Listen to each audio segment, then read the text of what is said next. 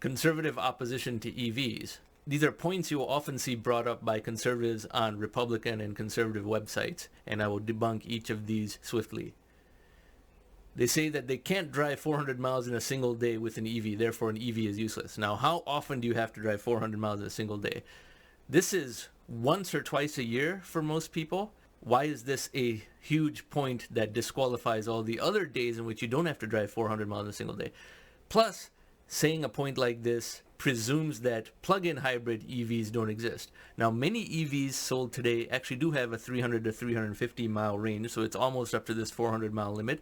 But a plug-in hybrid EV gets you around even this rare corner case, this infrequent situation where you have to drive 400 miles a day. Yet they bring it out as their first point. A plug-in hybrid EV is something a lot of conservative critics of EVs cannot admit exists. Second point, there's no convenience to charging from home overnight or while parked at work. This is a huge advantage of electrical vehicles, which is that it can charge at your home overnight or otherwise while you're parked. You can also plug it in at work, so it charges while it is parked at work. They will never admit that this has any convenience value, when in fact it has a huge convenience value, because it's going to be parked in that location anyway. Now you can plug it in, but they refuse to admit that this is any advantage at all. Third, reducing our dependence on imported oil makes it harder to justify wars in the Middle East. Now, the United States does not need to import any oil anymore at all. The United States has hydraulic fracturing, which made us a net oil exporter. But a lot of conservatives are actually opposed to fracking. Some are for fracking, but some are against fracking. The ones that are against fracking are ones that are obsessed with inventing new wars in the Middle East. They believe the United States' highest international priority is to invent new wars in the Middle East, and they're still, to this day, desperate to have a war with Iran for reasons they can't even explain anymore.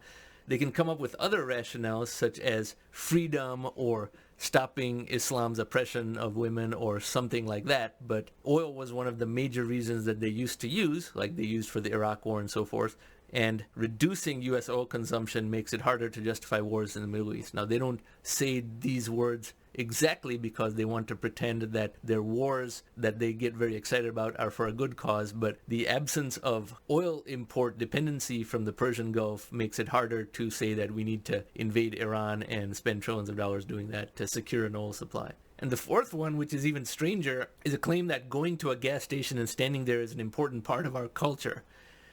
That's very strange. Why is that desirable?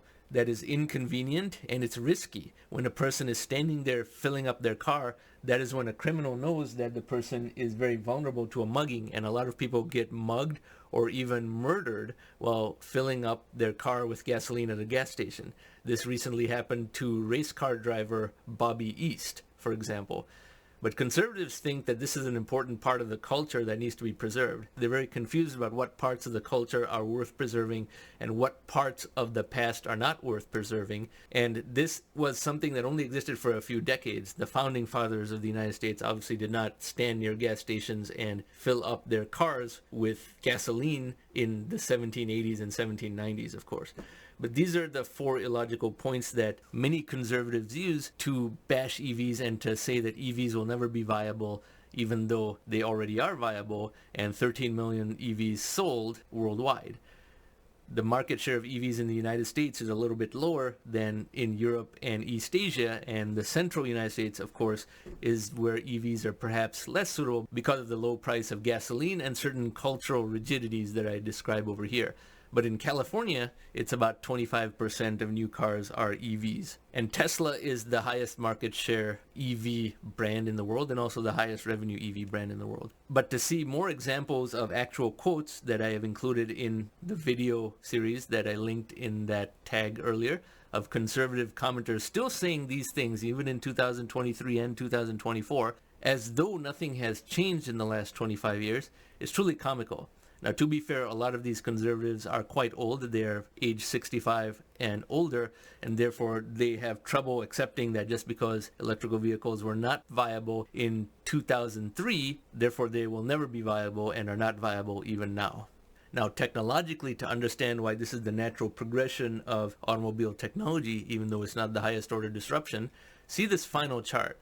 In 1978, an era that many conservatives are very fond of because in 1979 there was both the Iranian Revolution as well as the Soviet invasion of Afghanistan. You can see how inferior the internal combustion engine was relative to today. The horsepower is so much more relative to the emissions, and this is a tremendous technological improvement over 33 years.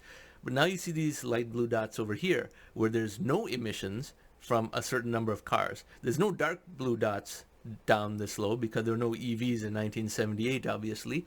But now there are plenty of EV brands that are zero emission cars. Now they consume electricity that may have generated emissions, of course, if it was electricity from natural gas and certainly coal. But gasoline consumes a lot of oil just in the refinement and transportation of gasoline from crude oil anyway. So those two factors cancel each other out largely. At point of use, EVs have no emissions, and that is why this is zero.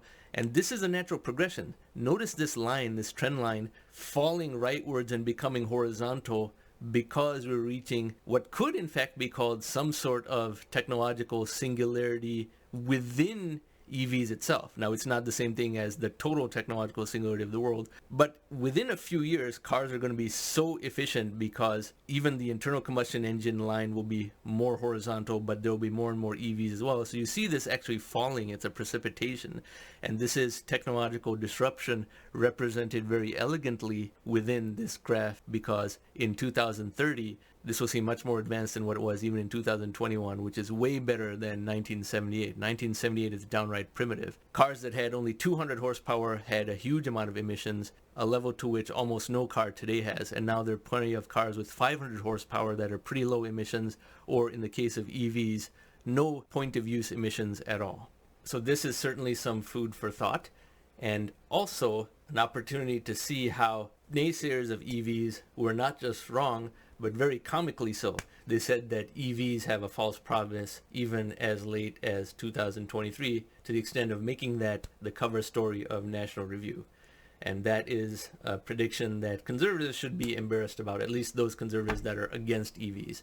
Younger conservatives are not necessarily against EVs to the same degree for the reasons that I mentioned. Now, if you like this type of content, then I encourage you to subscribe to this channel, and thank you very much for watching.